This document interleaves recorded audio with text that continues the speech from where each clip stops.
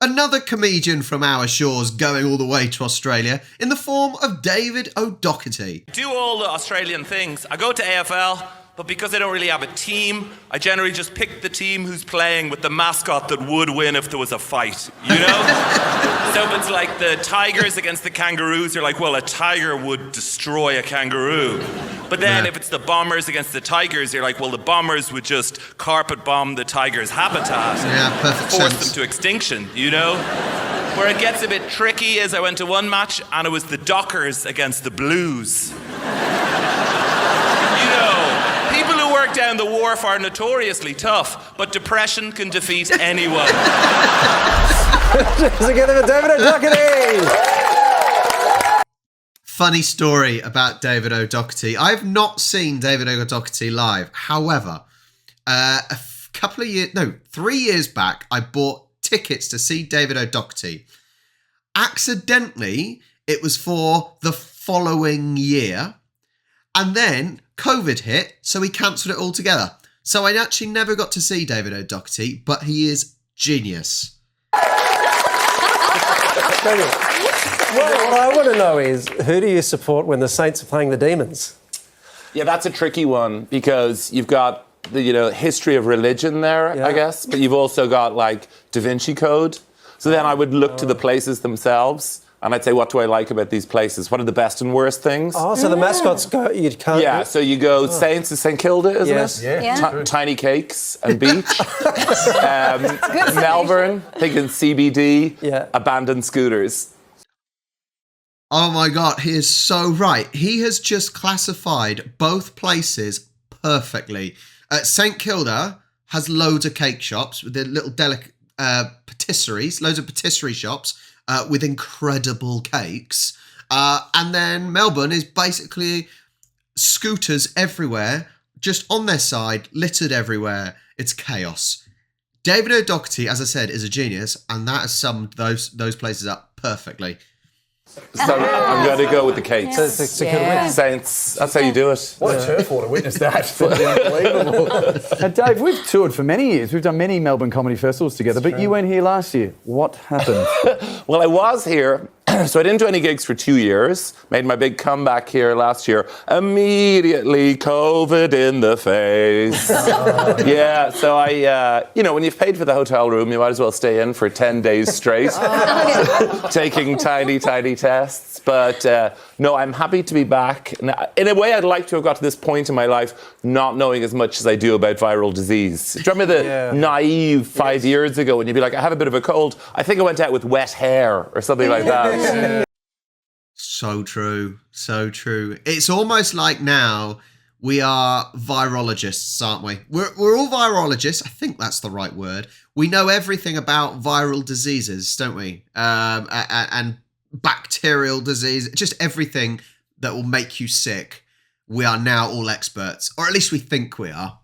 Whereas now I know too much. Yeah. Hey, speaking of tiny things, your latest show is called Tiny Piano Man. Yes. Does that mean you're a tiny pianist? Oh my goodness. The name of the show. I will. So where it came from is there was a fake me on Instagram. David_O'Doherty launched a civil war versus David O'Doherty, and I was leaving a lot of messages. He would steal pictures of me and put them up, and I would write under them, ignore this. This is fake. This is a scam. And he responded once. He said, ignore yourself, tiny piano man. So that's why this show is called Tiny Piano Man. Oh my gosh. Tiny piano man. I play a tiny piano. Surely everyone knows David O'Doherty plays a tiny piano. It's not even a piano, it's a tiny keyboard, but it's brilliant. I don't normally like musical comedy that much, really. I find I have to concentrate too hard on the lyrics. But David O'Doherty it's silly. That's what I like. It's very silly comedy. Tiny piano man for that. Yeah, well, is it a tiny piano or am I a giant man? That's always been the question, Willie. It's a really good debate. It's a really good one. So I guess then with the online side of things, how do you go? Do you get much trolling, much push? Other than this hater and the whole tiny piano man thing. Sorry, shoulder pads have not been in since at latest of the 90s. What is with the shoulder pads going on? I'm no style icon myself, but what's going on? Anything else? Yeah, well, when you're a hot guy who shows a lot of skin on TV like me, I get... No, there's one man who hates me, but he's a sort of worldwide phenomenon. And he is picture of a flag, hashtag a football team, proud father to two beautiful angles. And when he is not bestowing love upon those angles, he is... And it's normally just generic, like, go back to Potato Land, and then just a list of... Go back to Potato Land, you big bomb, Daniel Day-Lewis, bottle of Bailey's, tub of pseudo-cream. Just Irish things. I take it as a compliment. We've given so much to the world. That is incredible, mate. 2023, I feel it's the year of the beef. And I know... Well, I've heard. Yeah. You've got beef with a celebrity chef? Yeah, I feel like they've run out of recipes at this point, Thorny. I just feel like... Yeah, how many times are they going to go in search of the real Italy, is my first question. They're always there. Secondly, it's the recipes are increasingly complex. Firstly, there's one ingredient you've never heard of in every, ginger berries. And you're like, well, I'm never going to find these. And then it'll just be like... I don't know, a defibrillated chicken, something like that. Sure. It'll be whatever. Cook a steak with 2 cans of Lynx and a lighter. That seems to be the way it's going now, and I'm furious about that. Well, you've been in comedy for a quarter of a century. Oh my Congratulations! goodness. No, that wasn't meant to make you down. That's Something worth celebrating. Considering he's been in comedy that long, he's actually not that well known, I don't think, over here, in the UK at least.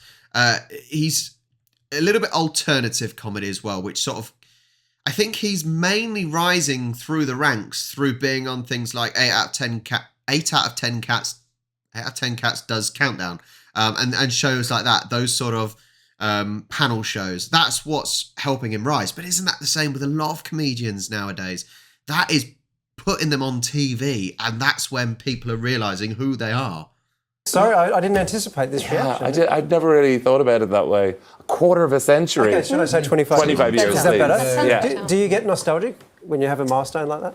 Well, it's a funny business because it gets easier, comedy, I feel. At the start, you're bad, and the audience are like, who is this? And the venues are terrible. I always think of one of my first gigs. The stage was lit by a single light that was there, and it was brighter than 1,000 suns. But I didn't know what to do, so I just went up with the keyboard, like retinas on fire. I played the first chord, and the audience went, yeah! And the second chord, and they went, no! And the third chord, and they went like, yeah, yeah, oh! And I checked behind, and they were projecting soccer onto me. There'd be a discussion, will we do football or Champions League? And they tried to hedge their bets, do both at the same time. So that doesn't happen anymore. So in a way, it's a sign of progress. Quarter of a century. Oh my goodness. On the flip side, how good is the Champions League? Right. When people say, David, have you played football at the highest level? I can say I've been involved in the games. Well, don't miss David's show. Tiny Piano Man touring all around the country. Information is on our website. David, thanks so much for stopping by. Thank you, guys. David O'Doherty, I'm assuming then he's going on tour. Once again, like I've asked about Jimmy Carr and Michael McIntyre, who's going to see him? Are you going to book tickets to go see him when he's in Australia, that he clearly is now? He's very, very funny. Like I said, he sits there playing a keyboard and he's just silly. And comedians like that just take you away from the everyday normalities of life and just give you, I don't know, make you feel like a child again, which is sometimes a good thing. He is very, very funny, so I would go and watch him if I were you. And when he's back here, I need to go and watch him as well. Thank you so much for watching. Have an awesome day, and I'll catch you next time.